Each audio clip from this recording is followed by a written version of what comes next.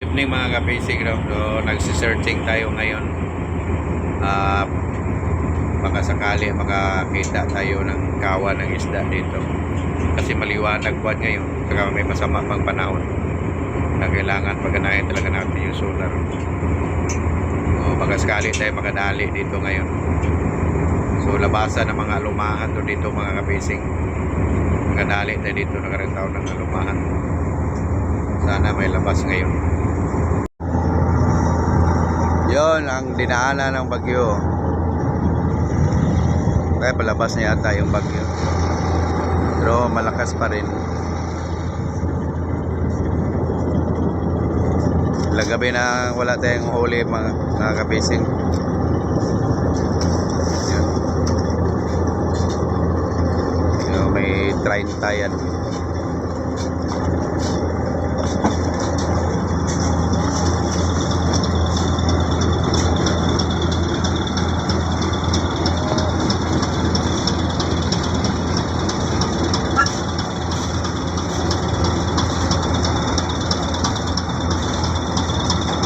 Rin pala ay maraming mga malalaki kaya pala yun. So daming mga malalaki kaya pala kanina halos wala nang makita nung inarihan ko. Nagsisip lang ako bakit inarihan ko pa.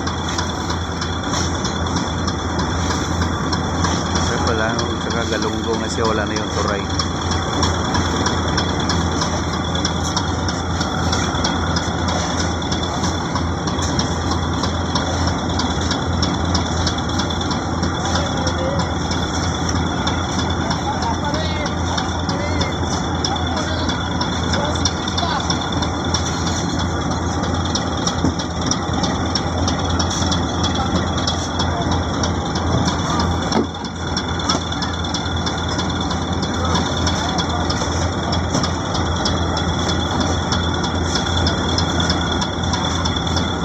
Daming mga malalaki oh.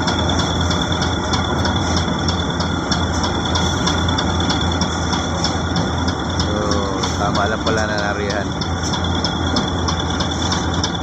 So nagsisi nga ako pati narihan ko pa kanina dahil halos wala na makita sa sonar. Malat lang pala.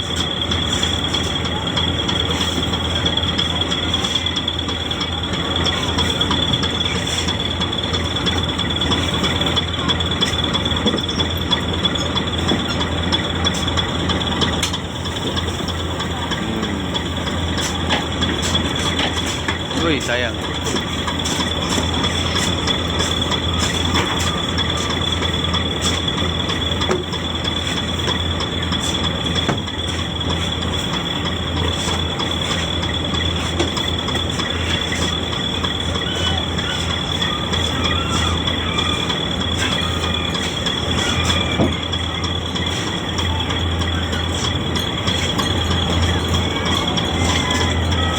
Nakaapat na area tayo ng pakunti-kunti, no?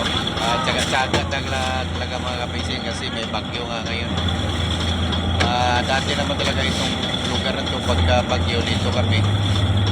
Kaya lang ngayon wala nang gaanong mahuli kasi pinirmihan ng ibang kumpanya dito eh. Hindi na inalisan ng ibang kumpanya dito. Ngayon lang to sila. Siguro wala rin nahuli doon sa dati nilang mga pamalakayan. Kaya dito sila namimirmi. O wala na tuloy mahuli. Ito lang sana yung pamalakayahan pagka may bagyo kasi hindi gano'ng maalon dito. So ngayon wala na. Nahirap na humuli dito ngayon.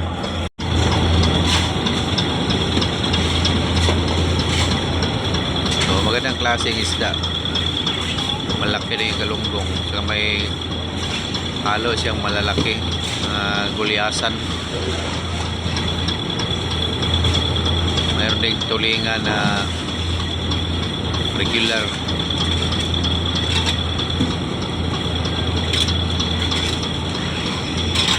Wala akong nakitang turay. Unang area dito kasi na-area na dito yung pwesto na to kanina. Unang area, turay. mix yung galunggong. Pero ngayon, galunggong na, wala na yung turay.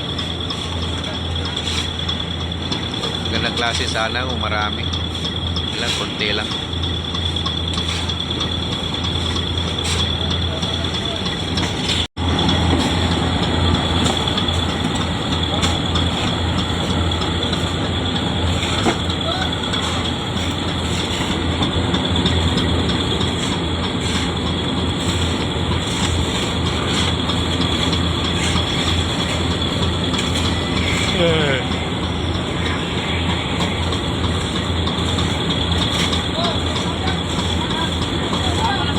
Kulang ng 100 din.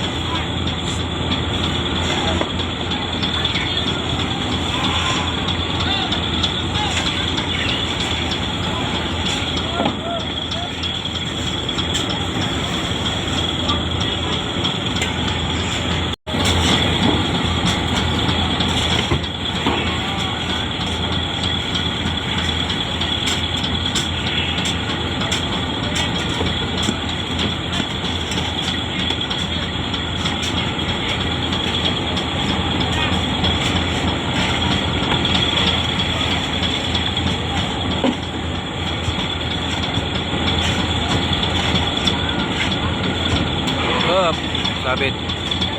Ayun. Oops.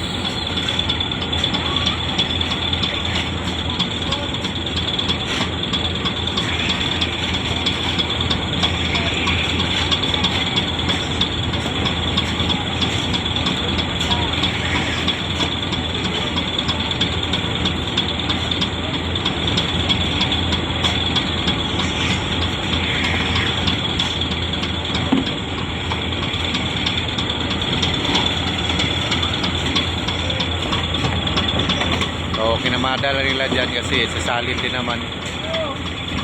Sigurado na may uuwi naman ngayon.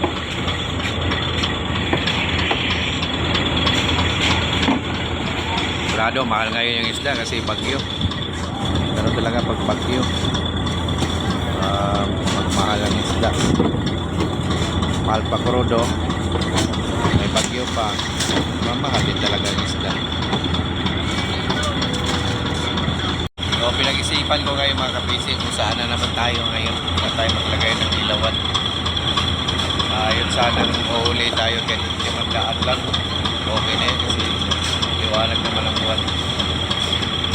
Sa ngayon siguro mga abutin lang kami kulang-kulang 4. Kunti na sana kulang kung 500.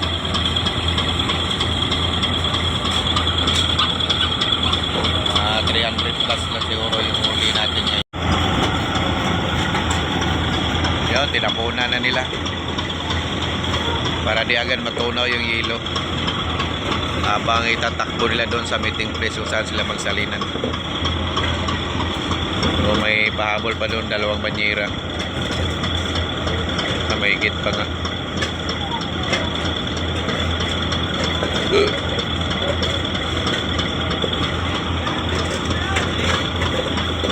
Mahigit pa 2 banyera.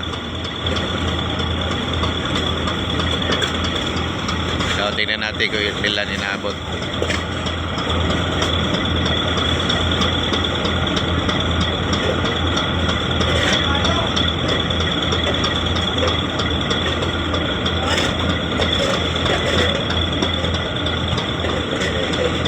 $123.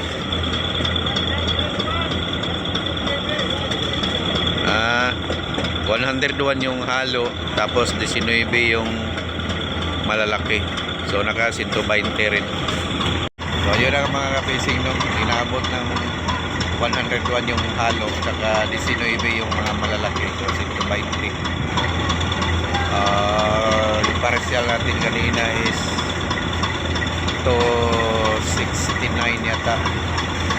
So naka 389 tayo ngayon. So baba na tayo, tingnan natin yung nagpaihaw tayo ng pusit. Pangalmusal natin. Malunggay. Eh wala pa yung pinaihaw ko pusit. Doon pa lang. Ito pa, nilagay sa may CR pa.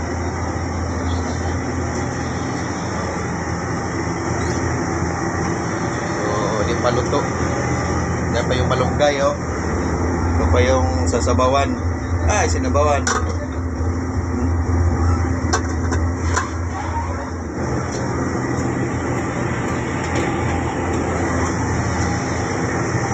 dito na tayo. Hanap tayo ng spot ng ilawan natin.